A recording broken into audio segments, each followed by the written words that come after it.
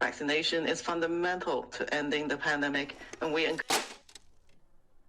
if you haven't had a full booster with the bivalent vaccine, go get it now. We still have... NACI is reaffirming its guidance on the use of COVID-19 vaccines this fall.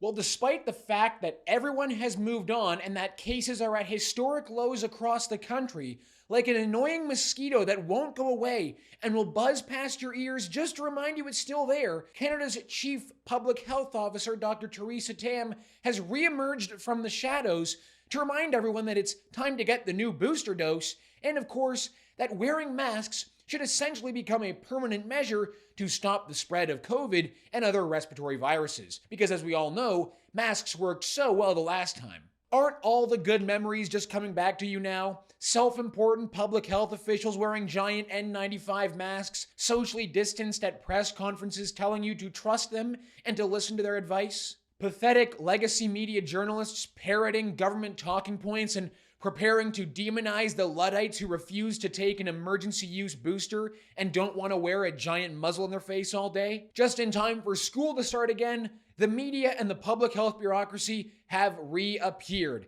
And if we're being honest with ourselves, we all knew they weren't going to be able to stay away for long. And now they are well and truly back. Drop a like in the video, help us out by subscribing to the True North YouTube channel, and the comment question for the episode is this: will you take Dr. Theresa Tam's advice and take the new Moderna booster shot? Let me know in the comments, and let's get into it. Well, dust off the old muzzle, Canada. That's the advice coming from Dr. Theresa Tam, who at a press conference on Tuesday, besides telling Canadians that everyone 6 months of age and older needs to take the new Moderna booster shot, they also need to prepare to bring back masks to not only battle the coming COVID season, but also other respiratory illnesses, despite, of course, the fact that COVID cases in Canada are at record lows. Now, if you were thinking that legacy media journalists who report on these public health officials might change their tactic, given how thoroughly rebuked they were over the past 3 years for failing to hold accountable any of these officials, well, you'd be totally wrong, because drinking the Kool-Aid and parroting the propaganda seems to be the same tactic today as it was back in 2021. Don't believe me? Just listen to this journalist ask the question about mask mandates before Theresa Tam reminds us all to break out the masks. Listen to this question. Just as a follow-up, I'm sorry to cut you off, but I just wanted to take note. You're all masking, which is lovely to see, of course, but most government ministers are not now. Most MPs are not. Most people on the street are not masking. Is there any specific guidance on that going forward at this point? I see you're all wearing masks, and it's lovely to see, but how can we get more Canadians to muzzle themselves? Whoa, easy there, Pravda. Don't you think trying to sound at least somewhat objective might help your case? Canadians don't believe anything you write, and maybe it's because you sound like a propagandist. But anyways, that's just a side point to remind Canadians that really nothing has changed when it comes to legacy media.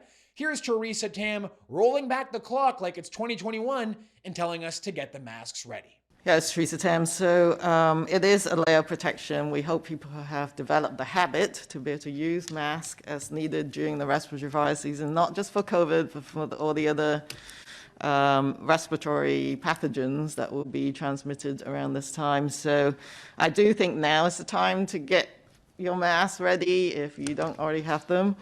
In our own particular context, we certainly in our area, there's been an uptick in some of the COVID-19 indicators.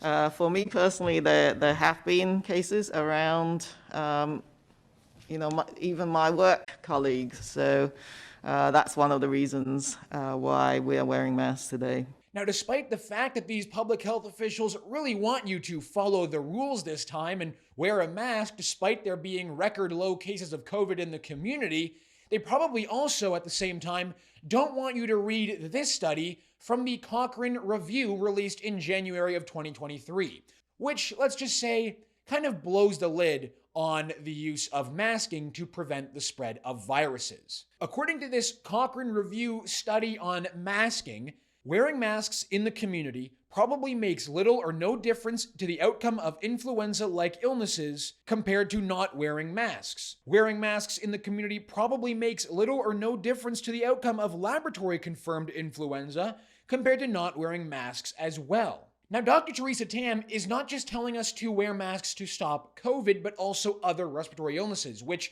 we'll never get rid of, which also means that she's basically saying masks should be a permanent measure against stopping respiratory viruses. Now, back in November of 2022, Ottawa's public health doctor, Vera Etches, was asked by a journalist why children are getting a sharp uptick in an RSV virus, another respiratory illness. And she says that because children were masked, they were not exposed to other viruses, and that suppressed their immunity. Listen to this. Why is it that the little ones are getting so sick right now? Some people are assuming, well, it's because they don't have the COVID vaccine or many COVID vaccines yet. They're so young. Is that the case, or is it something else?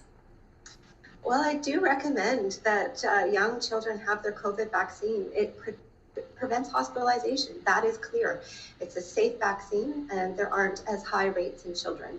But it's really not just COVID here that's happening. It's the respiratory syncytial virus that's putting particular pressure on young populations.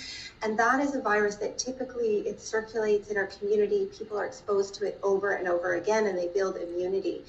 But our mask wearing has stopped viruses over the last couple of years, and so people haven't built up the same amount of immunity in their young years to these viruses. So what exactly do they think is going to happen here? We have studies showing that mask wearing is inconclusive to stopping the spread of viruses, which we already obviously knew. And we also have public health doctors saying that wearing masks, especially in children, has prevented them from building up immunity against viruses which they usually can easily defeat. Now, no one's really ever accused our public health bureaucrats of being consistent when it comes to giving us advice, but I mean, this is just ridiculous. And let's just be clear about something when it comes to the masks. Although it's just a recommendation to put on the mask from Dr. Tam, in some places, like the Ottawa Hospital, wearing masks is now mandatory.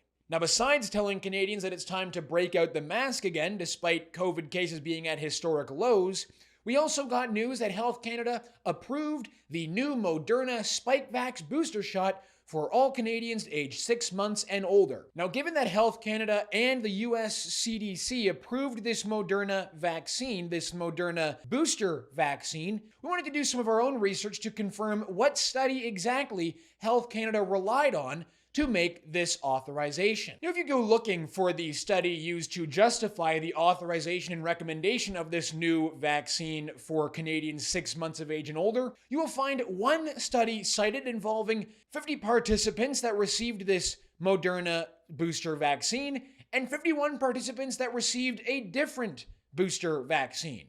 The median age of the participants was 51 years of age, and nobody involved in the study was younger than 21. Now, given that the government is recommending that everyone 6 months of age and older take this Moderna vaccine, we did our due diligence as good journalists and reached out to Health Canada and Moderna to see if they have conducted or relied on any other studies involving anyone younger than 18 years of age, given that, of course, they're recommending 6-month-olds take this vaccine. Neither Health Canada's media department or Moderna's media department responded to our request for further information. Now, it seems as though, based on social media responses, Canadians aren't exactly thrilled about listening to public health officers telling them to take another booster dose. Not a goddamn chance in hell. Never again, you crooks, one user writes on Twitter. Health Canada turning into just another government shill. You all should be ashamed of yourselves.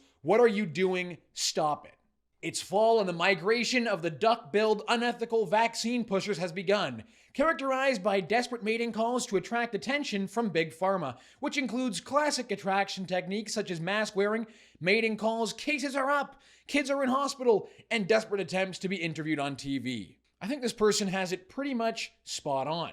Ratio of the week time. The winner this week is CTV News Calgary. I think they're a first-time winner on the show, but believe me, this one is well-deserved. Screeching left-wing activists, legacy media journalists, and of course, unions have been up in arms over the fact that on a WestJet flight back from the Conservative Party convention in Quebec City to Calgary, Pierre Poilievre hopped on the PA system and took a little jab at Justin Trudeau. After the union representing WestJet employees demanded an apology from the airline for allowing Poilievre to speak on the PA system, and after washed-up, attention-seeking musician Jan Arden tried to start a boycott campaign against WestJet, well, legacy media journalists at CTV Calgary are now looking to try and smear the airline even further, this time writing on Twitter the following. Our reporter at Tyson Fedor TV is hoping to speak to non-delegates aboard the WestJet flight from Quebec City to Calgary that saw Pierre Poilievre speak on the PA system.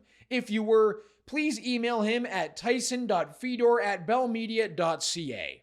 I hate to break it to CTV News Calgary, but doxing their own reporter who's about to write a hit piece on Pierre Poilievre was probably not the best idea, given that his email address and his Twitter handle is now available for everyone to go and mock him over. Of course, I'm not encouraging that toward this unfortunate journalist, but I can't stop anyone from going and doing it themselves. 818 replies to only 159 likes at the time of this recording, and the comments are pretty brutal. Not a shred of dignity left whatsoever. CTV working hard to hold government accountable and dealing with the real issues that matter. Just a regular day at the office for CTV, I think. Has he run out of dumpsters to rifle through? Exactly. You see, nobody took any issue, it appears, with Justin Trudeau taking to the PA system on a Toronto subway a few months ago. And before that, Omar Alghabra, the failed transport minister, did the same thing on a Via Rail train. But, of course, no outrage was found from CTV News Calgary or any other legacy media outlet when the Liberals did the exact same thing. It is, of course, always a news event when a conservative does it. That's just the rule for how the legacy media plays. All right, everyone, that's going to do it for us this week on the show. Thank you so much for tuning in. Reminder to let me know in the comment section your answer to the comment question. Will you be taking that new Moderna booster dose? All right, my name is Harrison Faulkner, and this is Ratio.